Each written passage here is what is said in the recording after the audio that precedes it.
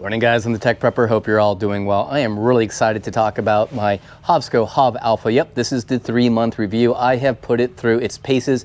I've logged over 600 miles and have learned a lot about fat tire biking, e-biking, and to some extent mountain biking. I mean, I have gone over all kinds of terrain with this thing. Today we're going to talk about the 3 reasons why I initially bought it, how it stacked up, and even some of the accessories and gear that I'm using with it. Today we're going to do a little bike packing trip, and we'll talk about that too. Stick around.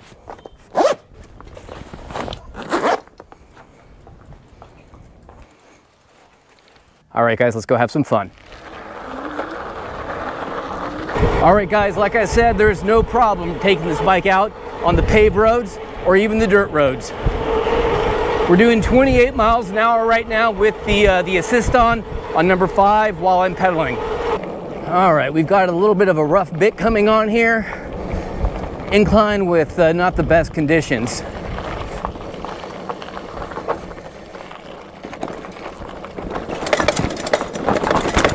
Oh. Woo. Oh. Well, it looks like the GoPro flipped up coming down that downhill. The bike's good, I'm good. Let's keep going to the Maricopa Trail. All right guys, we're about to hit the start of the Maricopa Trail, and this bike really does shine when going off-road here. You can actually see the amount of rocks we have.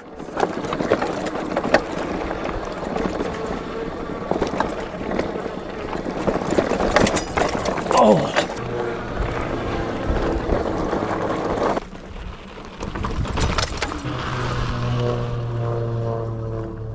All right guys, so let's take a look at walk mode. This is a cool feature if you end up double flatting. So right now we are on pedal assistive number 3. We're going to back it down to 0, and then all you have to do is hold down the minus for 3 seconds.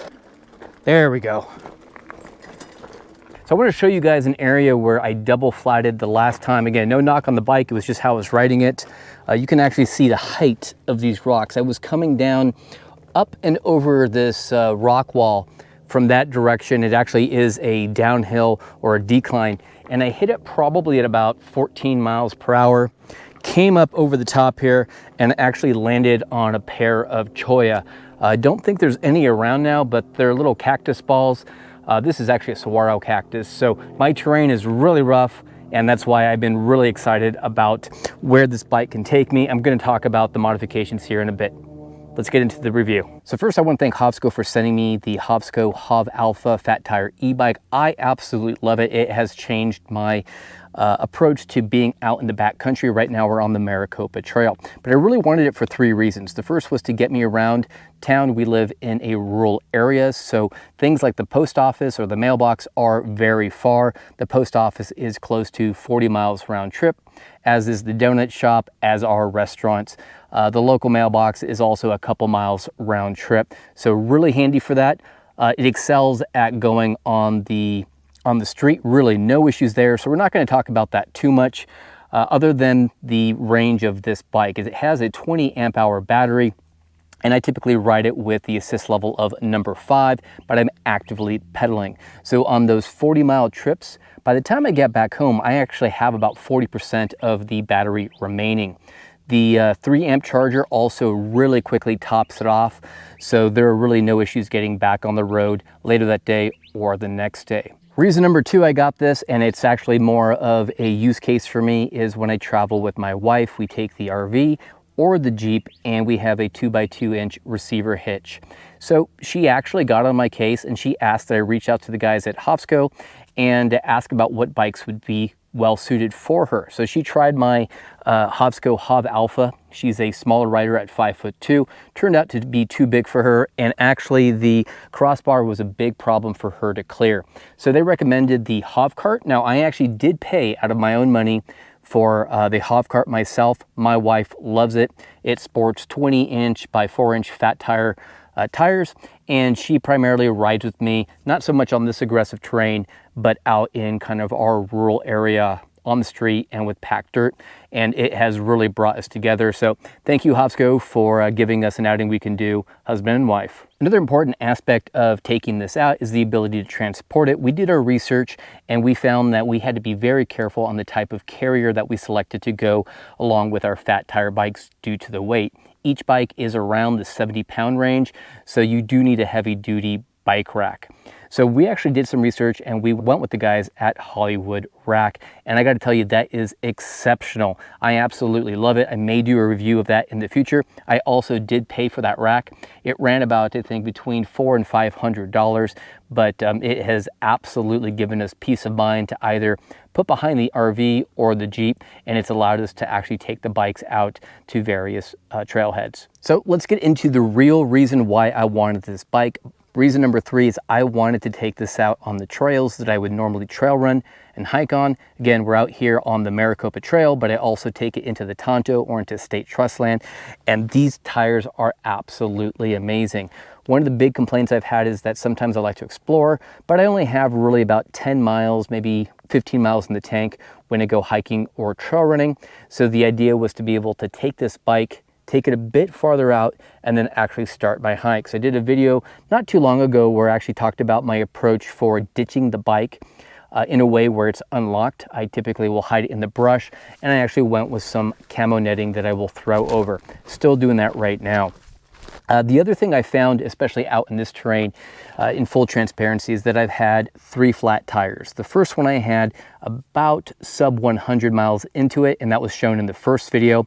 And I addressed that problem by taking to the bike shop, replacing the tube, getting some repair tools for me on the trail as well, but also putting in something called muc-off. It's a sealant that will help seal punctures as they happen. Again, our terrain is very rough. I mean, I'm hitting jagged rocks, I'm hitting cholla and goat heads. So the muc-off did very well for me in my environment. I think I didn't have another flat for several hundred miles. It actually was on this very spot we're on. And finally I took it to the bike shop, and they actually recommended, based on my needs out here, something called Tannis Armor. And basically it is a foam that sits in between the tire and the tube and provides a lot of protection. And then for belt and suspenders, I went ahead and run muc-off. I have not had a flat since, and I'm actually keeping the tires now running at about 20 pounds or 20 PSI based on the recommendation from the bike shop. Now I do want to show you some accessories that I've actually bought for it. The first one is this center frame pack. This is a custom pack or semi-custom pack from a local company in Flagstaff, Arizona called Rogue Panda. And you can pick your materials, you can pick how many zippers you want on it, you can pick the attachment points. And these guys were absolutely amazing. And basically I think it took 5 weeks for me to get a custom bag, and all I had to do was take a photo with the measuring tape, and they took care of the rest. They are pricey, but these things are mostly water resistant for the most part. Haven't had anything get inside, and it has just been an absolute pleasure to be able to maintain my center of gravity and also carry my gear. So let's take a look at some other gear. I have also been into backpacking for a while and typically carry some very large packs. I do like the fact that I went with this 11-liter Osprey pack. It is very comfortable, has hydration, and allows me to carry a little bit of gear on body. And the cool thing about having a smaller pack like that is that it allows me to maintain my center of gravity. Now, initially for the rear rack bag, I was running a 10-liter dry bag, but quickly found that it was a little annoying to get stuff in and out. I did like the waterproof aspect of it. Just starting to evaluate this bag that I did buy on Amazon. Really quite nice. It has an extensible or expandable storage compartment, and in there I have quite a few pieces of gear. You guys want to check it out? So first piece of gear is actually my camo netting, and this actually works pretty well for hiding the bike when I have to ditch it. Again, it's not typically a problem because I have lots of natural terrain to actually hide it, so I'm not really locking it anyway right now. I also keep in here my USGI poncho. I've used this for an actual poncho, but mostly for a tarp shelter, basically a lean-to for when I come out here. Belt and suspenders, and this is if I'm spending the night, I will bring my Gossamer Gear 1. This is an ultralight single person tent. Since we're in the Sonoran Desert, I don't have to worry too much about the cold, so I'm just carrying a bivvy instead of a sleeping bag, pretty lightweight, and then I have my cook system. So guys, that's how I pack my gear for these backpacking trips. I haven't had an issue in terms of weight distribution, throwing me off my center of gravity. So I don't know what everybody else is doing, but the reason why I wanted to share this with you is because I wanted to share with you how I've made the Hovsco HovAlpha my own to meet my needs.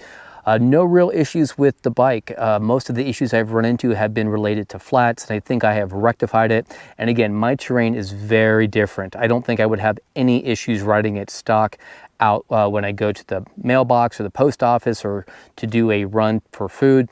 It's really just when I'm in the backcountry and have to deal with cholla, goat heads, sharp rocks. But again, between the Tannis armor liner and also putting muc-off in the tires, I don't think there's an issue. This bike also has enough power with the 750 watt rear hub motor. No real issues getting anywhere. I do use an assist of 2 out here in the backcountry and 5 when I'm on the road. Never had an issue running out of battery capacity with the 20 amp hour battery. The front suspension is really nice. I really never lock it out unless I'm on the street, and then I have it unlocked when I'm going in this kind of terrain. Absolutely recommend it. I hear they're running some really nice sales. I will throw that up on the screen if you guys happen to catch this video for Black Friday. This video is being released Thanksgiving 2023. So happy Turkey Day, everybody. If you guys like videos like this, it's not my typical video, let me know, because I have done a lot of fun radio videos, bringing out my gear, doing comms testing, bike packing. Actually, I wanted to do a bike packing trip overnight, but the schedule didn't work out. But I got to tell you, it has the ability to get you out there and have a lot of fun in the backcountry. So big thanks to the guys and gals at Hovsco. I'm the Tech Prepper. Be strong, be safe, and be prepared.